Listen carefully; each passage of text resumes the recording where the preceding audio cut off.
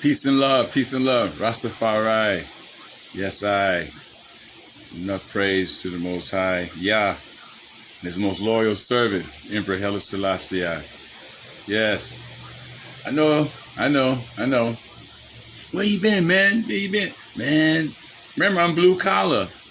I ain't got money like some of these cats that can just, sit up on here and talk every day, all day.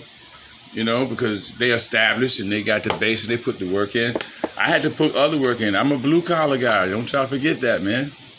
I'm blue collar, And, this is a very important month for me because yesterday was my mom's birthday. Also, the great servant of the Most High Yah, our prophet, Emperor Selassie, who some look at as the reincarnation of Yahshua, but, me knowing the knowledge that, he comes from that lineage, and he's also, a part of that title of the Christ.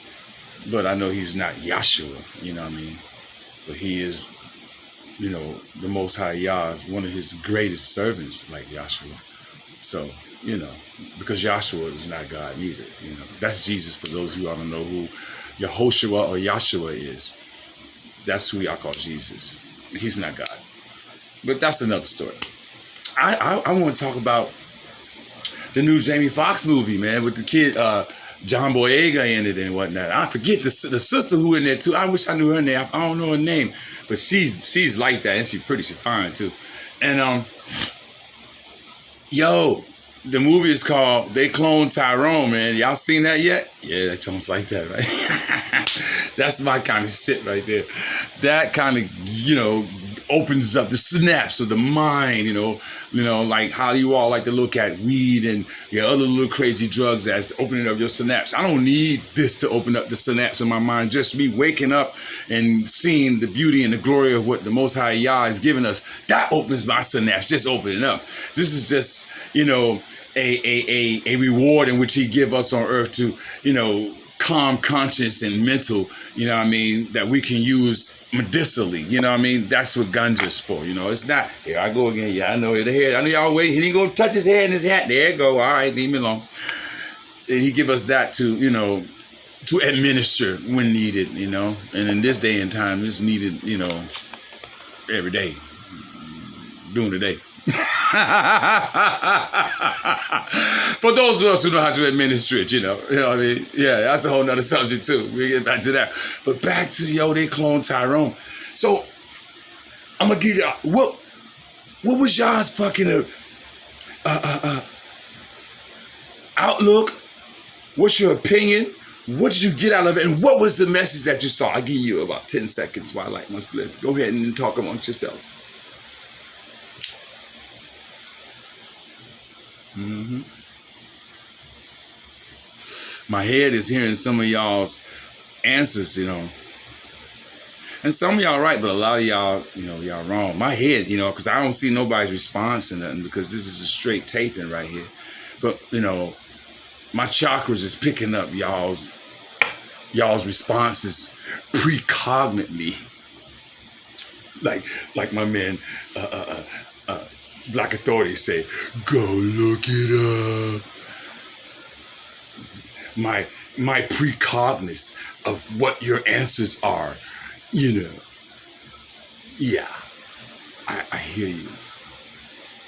Well, to answer a couple of you cats, especially those who's on the same wavelength as me, because I want to stay like this, because I know a lot of you cats who I'm hearing in my mind precognitely are just so off the mark. So it's no need to even go into that. Let's go on to those who have the same pre-notions that I have. Well, first of all, the movie outright letting you know that they cloning out here. That's the first thing I hope you got out the movie, out the title itself. Let's get something straight. Hollywood fiction, of what y'all want to say is fiction, is basically giving you an insight and look into what is already happening, or what's about to happen, or what's coming down the pipe, or what's happening up under your noses and you don't realize it. That's Hollywood and fiction and the produce. Look, these producers, you gotta remember these guys who make these movies, these guys who produce, these writers, these guys are paid millions and $8 billions over a career span in their lifetime. They make billions. And you gotta stop and think that with those billions of dollars, these guys do a lot of research. They take money and research a lot of the theories and the themes of their movies before they even start to write the first fucking thing. So a lot of the research comes off of factual things and incidents and events. We've been hearing about cloning when they cloned the sheep over there in France. And they was talking about it way before then.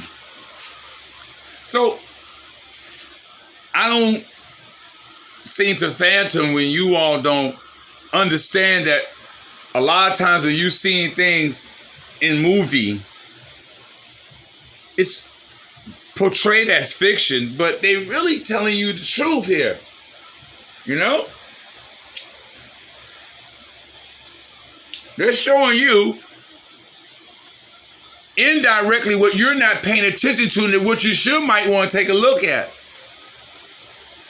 So if those who precog like me on the movie, that I'm precogging your thoughts in your mind of what you're saying to me, who those are looking at this right now, because like I said, this is recorded, this isn't live, so I don't see nobody saying nothing, so I'm feeling you.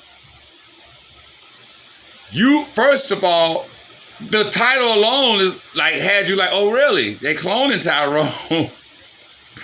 Oh, and this is jump. Did you hear the end of the song with Erica? Okay, they had to give her a piece of change to do that. That shit was hot. They clone Tyrone. Then the girls go, cloning. Boy, that motherfucker. Anyway, I'm going too fast. Let's go back. So they already showed that, hey, the whole thing is about cloning. But look at what, now see, it was a double message. You know, some people might call it a double superlative. I learned that from one of my great loves.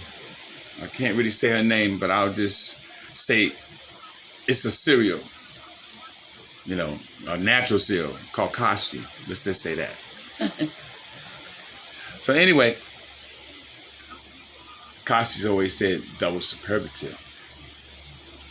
And that's what that movie did for y'all. It gave you a double superlative. It gave you a triple superlative. It gave you a quadruple superlative. There's a lot that was going on in that movie.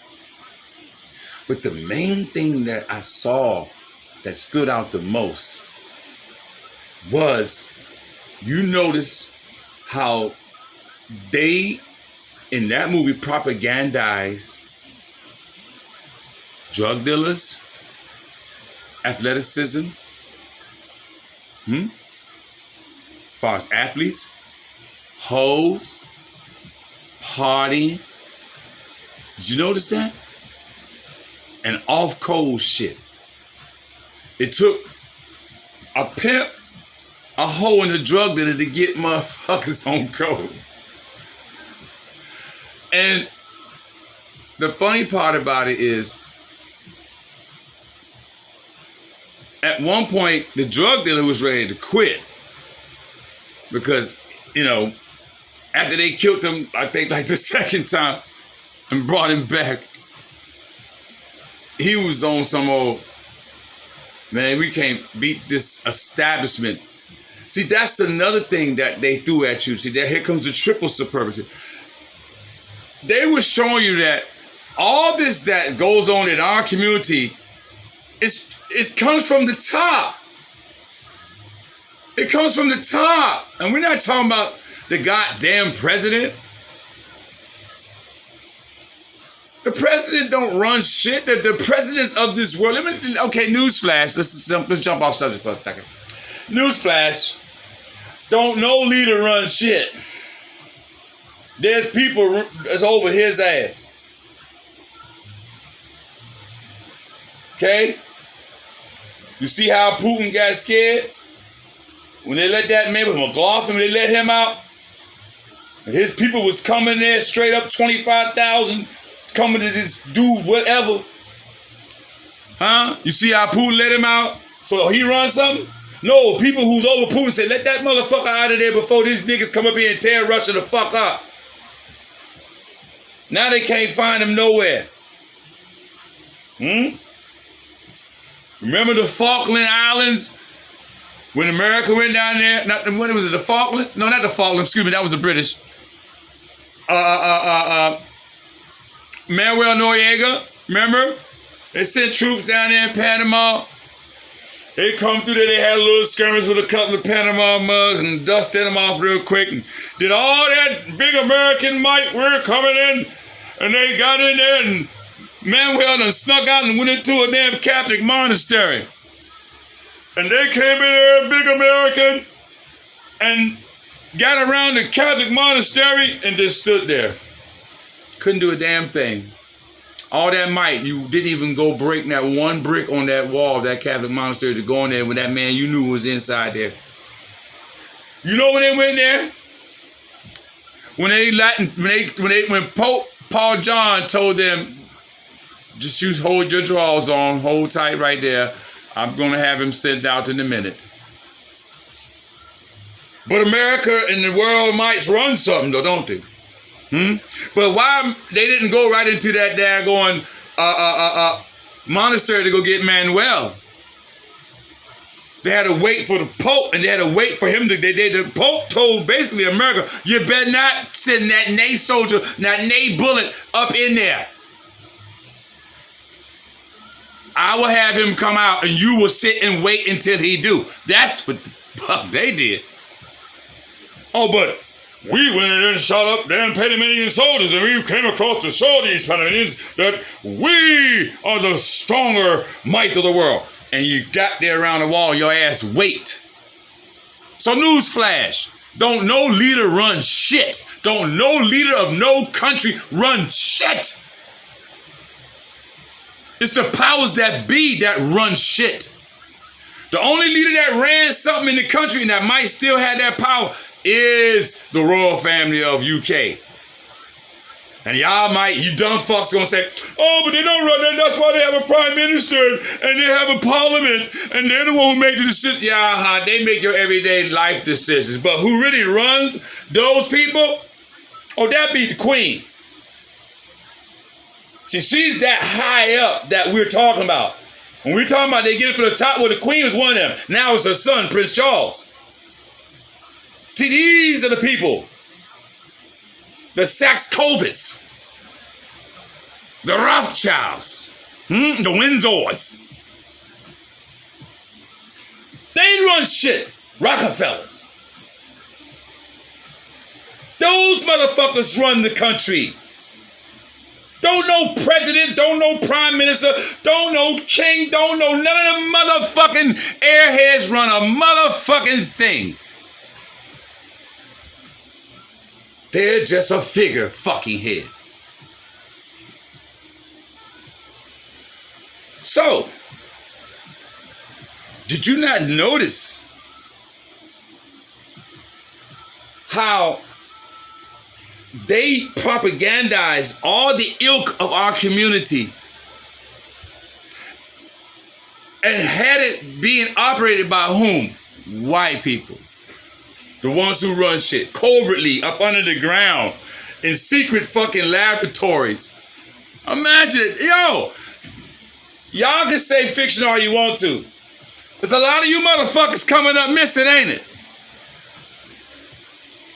Some of your cousins got missing this weekend. Fuck they at? Keep playing with yourself. Like that chick said, don't play with it, don't play with it, don't play with it. Shit is real out here. Jamie, let me tell you something. Jamie was a genius for that movie. Take you niggas to school. Show you what genius is. Genius is when you make something entertaining, but you're educating them at the same fucking time. But you're educating them so deep, it only take the third eye motherfuckers to see what you're talking about. Because a lot of you sheeple out here miss the whole fucking message. Believe that. Believe that. See, I'm going to tell you who Jamie reminded me of, another genius who was black. who's a foundational black American. His name was Richard Pryor. That's right. Yes, that nigga motherfucker talking ass crazy motherfucker from the South ass country, cool ass motherfucking marrying all these white bitches out here and left the baddest black bitch on the altar, Pam Grier. Richard Pryor. That nigga was a genius. For all you motherfucking goddamn wet behind the ear motherfuckers out here, Richard Pryor used to have a goddamn comedy show, a comedy hour on NBC. It was called, I think it was called a Richard Pryor Comedy Hour or some shit. But, I can't quite remember the name, but I know I should see the show. I was a kid. All praise to the Most High Yah for all y'all who know me, for all y'all who don't know me. I just had an Earth Strong just, was it last Sunday, I think it was? The 9th? Yeah, or something like that. I had a Grand Ole Opry. So anyway, and a lot of you probably knew because y'all saw me at the Baltimore Caribbean Festival. I'm glad they ain't decided to throw the mosquitoes on us when we was down there like they did them people in Baltimore over the weekend. Y'all heard about that too? We'll talk about that. Richard Pryor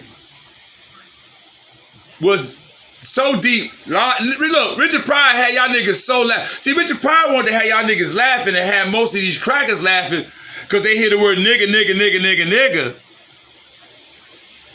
But at the same time, Richard Pryor was throwing subliminals and educating all the third eye open people. And I'm going to give you an episode and show you. I'm going to educate all you young fucks out here right now. All you old cats, y'all should remember this episode. Those who around my age, we almost 60 now. I'm 1 year from 60, all praise be to the Most High. And he still got me powerful. Physically and mentally. Sharp as a motherfucker. I had to sit back on y'all asses for a couple months. And just sit back. There was so much shit going on. Oh, we're going to get on this DeSantos shit too, man. Don't worry, we're going to go to that next. And, we're going to do a little different today because I'm going to bring up some commentary from Tariq and probably the Black Authority. I want to show y'all, and I want to comment on some of the things they were saying because, see, a lot of y'all don't be watching people, even though I post them on my Facebook channel for y'all to, to press the link to look at it and try to educate some of you dumbasses out here who just want to be dumb. A lot of y'all just like being dumb. A lot of y'all enjoy being dumb. A lot of y'all fester and swim and shower in the dumbness. You don't put nothing in your head all day but a damn spliff. Most of you got it filled with cocaine and some other shit. Heroin blunt or something. Richard Pryor did an episode that he was with some researchers and archaeologists. And they were excavating a tomb. Now, when they excavated tombs, they always used the native people. And it was usually the black Nubians to take them, because they knew how to find these tombs and all them things, and you know what I'm saying? So while they were in there looking at the hieroglyphics, right? Richard Pryor was looking around, as I guess the peasant black helper carrying the cargo and holding the light and showing them the way. It's always us who show them the way, like the Moors show these crackers how to get over here. So, if you don't get mad at me saying nigga, don't get mad at me saying cracker neither. We're going to stop that shit, YouTube. Don't strike for nigga. Don't strike for cracker. You don't strike for nigga. All the same. Ignorant motherfuckers. So anyway. So they got in the tomb now, right?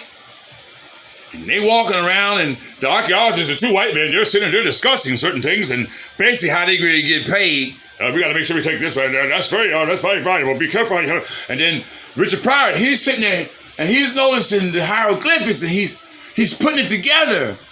And he's going, hey, they saying this, that, and that happened. And so the two white men, they're steady going on in their conversation. They notice Richard Pryor starting to notice the hieroglyphics. And as they noticed Richard Pryor, he noticed the other one, the white man, he was there talking. He was like, look at this guy over here. And he's telling the story of what the hieroglyphics are saying, And he's learning that the blackness of it all. And so the two white men, as they know, Richard Pryor, learning the deep blackness that they're now today are trying to put everybody in it. All these whack-ass white, weirdo-looking historians coming out of nowhere. They got this one guy look like a demonic, what do you call this motherfucker? He just long hair like a demonic Tiny Tim. These people coming on YouTube trying to debunk, trying to say Mesopotamian and Greek and all that was part of Egypt's makeup and who the people were. Fuckery, fuckery, fuckery. I drew personally. I was in prison. I started learning hieroglyphics. I was dealing with a brother who was a Rasta and into Egyptology and tried to put the two together. And I'm sure, and you go and do the super duper ancient history, you can find a connection. So I didn't fight him too much, but I was like, yo, you bringing in something when we're trying to teach something else. I'm trying to teach Rastafarianism. You're trying to teach Egyptology, which no one else in the world has an ology but Egypt. So you need to think about that. But even still, I took some of his teachings and I started teaching myself some hieroglyphics. And one of the main hieroglyphics I learned how to write, and I'll find it for you. It's right back. I can pull it up now, but I had to go and look for it. But next one, I'll bring it out. Next time I do a post, I'll start the post off with that hieroglyphics that I did back in prison. And matter of fact, I was in a prison in I think I was in North Carolina prison. I've been to prison twice, Jersey and North Carolina. Ain't no shame. That's what structured me. All those things in life you go through is what structure you. And no, I didn't get my knowledge from no motherfucking prison. I've been knowing about Rastafari. I've been knowing about black history. I've been knowing about black consciousness way for some motherfucking prison. You can go back, like I said once before, and plenty of times in my documentary, look at picture of me at 10 years old with the black power fist up and black all kind of symbols on my. So get the fuck out here with that, you motherfuckers who just said that shit. I'm precogging all y'all thoughts today. Yes, this is a minority report. Nigga, there you go. They're going to hint for you. So,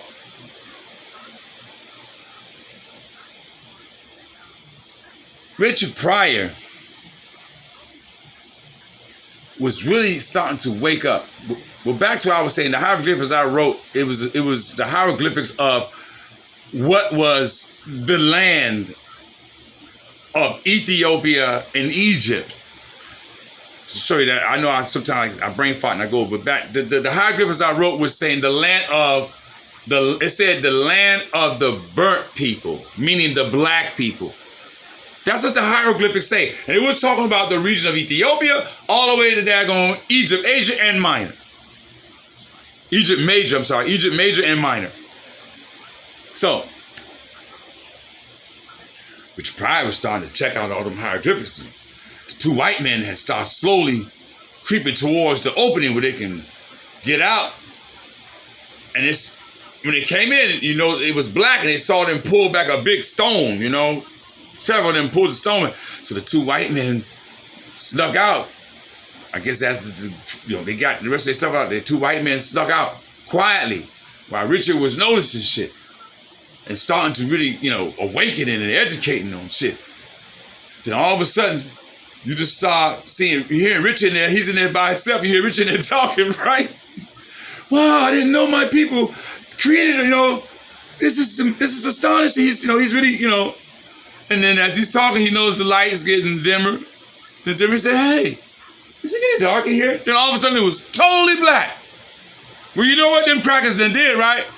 They done closed that tomb and said, no, this nigga here done learn too much. Let's let him stay there and die in there. It was funny, but yet it was also serious because of what white people done to us all over this world. Okay? Close us off. See, here's the subliminal. See. Yeah, y'all thinking it's the physical. Open your minds. They close us off from knowledge and wisdom. They close us off from knowledge of self, mostly, which most of the whole world knowledge comes from our black lineage.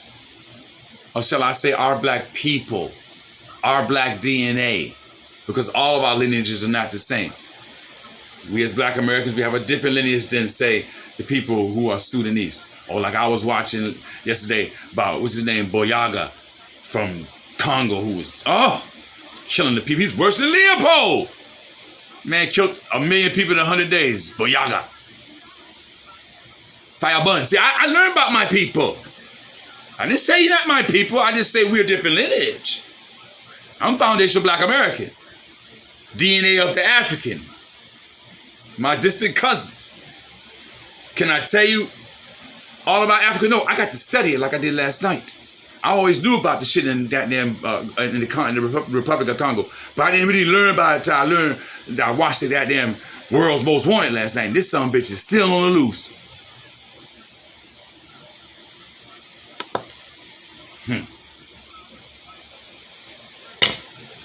So they close us off.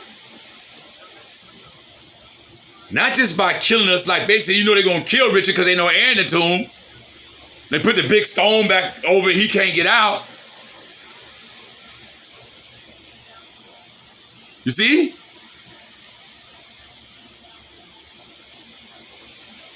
It was funny. Everybody laughed. It was, because, you know. But he was also dropping jewels. He was telling black people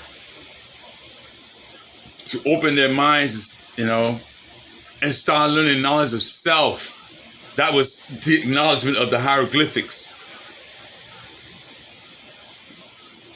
He was also telling black people to realize that we're being shut out. Hence why we're here in black America, and we black Americans who are the foundation of this company are fighting for reparations. See, that's what Richard was doing. And that's what Jamie and them did the other night. Well, when they did that film. And God bless that my brother's doing well. And see, it's funny that this movie comes out. They clone Tyrone. Mysteriously, after Jamie got mysteriously sick. Then a lot of you niggas start talking about, that ain't Jamie Foxx, that's a clone.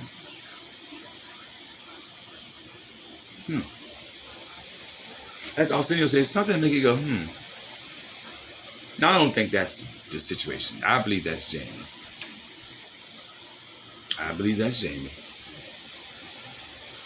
Because this person who y'all think is a clone don't need therapy, but then I guess y'all say, in a sense, they can. But if they got the technology, they can already program the clone to what they need the clone to do. But then some of y'all might say, well, they don't want the clone just to make it look like he just all of a sudden made a miraculous return and recovery. They got to make it look like he's coming back with some type of therapy. But nah, that's Jamie. But it's just ironic though, ain't it? But hey, how we know that this isn't a publicity stunt by Jamie? This is his way of just trying to shock your motherfucking minds and make you think and make you wake up. See, people like Jamie and myself and Tariq Nasheed, the Black Authority, and also the Professor Black Truth, and people like Sahaj Ali and Boyce Watkins and people like, you know, I mean, Phil Scott and TD Hip Hop and, you know, and amongst the others, you know what I mean? Even my man who I don't even see no more, who's up in the Baltimore area. We always talk about house, call everybody house. Mr. Walden. We are the voices of black media. Some of us big, some of us small. The point is we are the voices. The voices are being heard. You can hear a big platform and you go where you think ain't no more being talked about. Oh, that's the only one talk about these big platforms. Boom, here you go. You look on YouTube and you'll see all of a sudden black issues with Shaka Ben Judah. And then here I come talking my talk. I'm voicing my voice. See, voices. This is the word. Voices. Not the few voices of black media. It's not the couple of voices of black media. Or it's not the big platform voices of black media. It is the voices of black media. These are what makes the algorithms. After I finish taping this, I'll be putting this, loading it up on YouTube. And that, as soon as it pops on, the algorithms start clicking now. Somebody might stumble across me. I'm not big. I'm you know, I don't even have 100 subscribers. But I know more than 100 people see me. Because I learned the other day through Professor Black Truth that YouTube does this type of thing to keep me from you. They basically block your shit from people being able to see it, to get, you know, or if they do see it, they block their likes or they block them subscribing to you. So YouTube is on some bullshit. But that don't matter. See, because I'm like Chronics. I do it for the love. I'm going to do it for the likes. I do it for the love. I'm sitting here banging out right now, moving through this thing expeditiously because I got to go out here and make me some money. I've been home. This is my day off, but I got to go out and make some extra money because this is what I normally be doing during the daytime. So I'm going to put this, give me 1 second, I'm going to put this right quick.